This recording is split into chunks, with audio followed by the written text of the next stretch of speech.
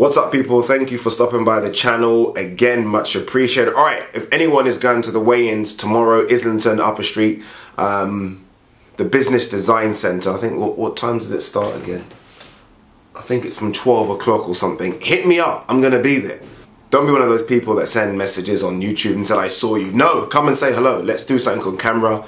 I'm always happy to talk and do a bit on camera, so feel free to come down, say hello, let me get you on camera, let's get some predictions, let's have some fun.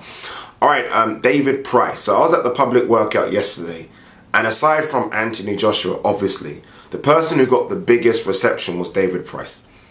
And that's surprising. Obviously, when you think of he's a kid from Liverpool, I'm guessing 99.9% of people in the York Hall yesterday were from London. There was other Londoners on the card. Okoli was obviously on the card as well. David Price got the biggest reception. I felt like he needed that, right? You always kind of think of David Price as this person lacking confidence. And I think the British public, the London public, will definitely get behind him tomorrow at Wembley. And they definitely got behind him yesterday at the open workout. There is something about us Brits where we love an underdog, right? If someone's winning and they're winning easy, it's like, yeah.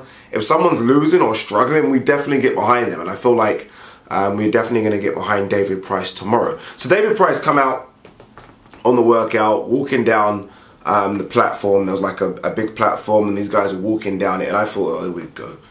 Doesn't look confident. His kind of shoulders were slumping like that. And I was thinking, oh, God. David, no. More confidence. Put your chest up, man. So he came into the ring. And I wasn't ringside at the time. I thought I could get a better view if I was like on the balcony bit. So he came in, hitting the pads, and it was very slow. And I remember talking to a guy next to me, and I'm like, oh, he's just lacking confidence. I'm not joking, he was hitting the pads in almost like slow motion. And his feet were just so slow, and I was thinking, fuck. So I just stopped recording. I was like, well, what's the point in this? I don't want to put it out there, and then people like myself who've been saying negative things about David Price will continue those negative things. And he doesn't need to hear that right now. So I stopped recording, and I started talking to the guy next to me. And then all of a sudden I heard bang. I thought, what the fuck was that? Turned around, David Price is smashing the pads. I mean, hitting them with just boom, 3 or 4 punch combinations, bang, bang.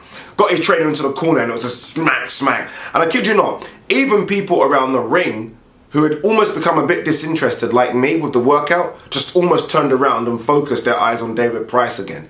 He was smashing through these pads. Now don't get me wrong, I'm not saying this is an indication that David Price is going to win on Saturday against SERGEY KUZMIN, but I did leave York Hall Bethnal Green thinking, if David Price gets this kid on the ropes, could be dangerous. Could be dangerous. David Price spoke ringside as well, and he was like, look, this kid is good, but he's not Alexander Povetkin. You know, I walked in against Alexander Povetkin thinking, okay, this is Alexander Povetkin. This is a guy that's only lost once to Klitschko. I'm clearly the massive underdog here. He thinks he's a slight underdog against Kuzmin, but he's thinking Kuzmin has never ever been in the ring with anyone like David Price. Don't know. I mean, Mansour is quite highly ranked, but I understand what David Price is saying. David Price does hit very, very hard. I've never ever watched David Price live. This was the first time being this close to the ring and hearing those punches and thinking, fuck me, if he lands on someone, they're in trouble. He's clearly a lot bigger than Kuzmin. The confidence seems to be there. I mean, this guy was ringside with Adam Smith, Johnny Nelson and Matthew Macklin, genuinely talking about he's in the best shape of his life. You know what fighters do, they always say that. They could be 50 and say that. But he genuinely thinks that he is 2 fights away from being within the mix.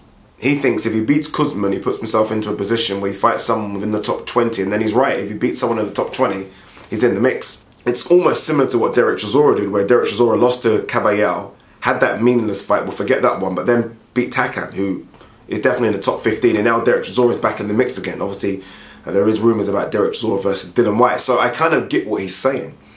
The thing I've always worried about with Price is not so much can he take a punch, because I mean, like, any heavyweight can knock out any heavyweight, it's the confidence. And I think being up close to him yesterday, just listening to the way he was talking, confidence is there. He's going into the Kuzmin fight thinking this Kuzmin isn't on my level. Yes, it's a make or break.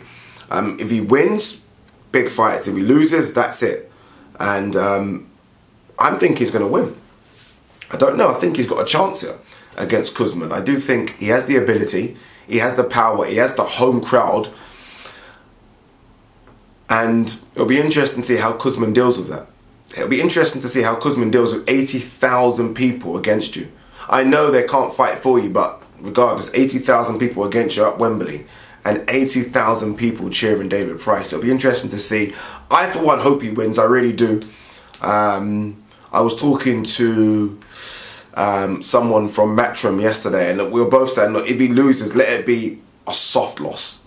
Don't let him get hurt. Don't let him get knocked out. Let it be a soft loss. But if he wins, you never know. David Price does have a fan base. They could do something big in Liverpool against someone. And I would like to see this story end well for him. So I hope he wins. Hope he gets another fight. And you never know what happens next. This is boxing.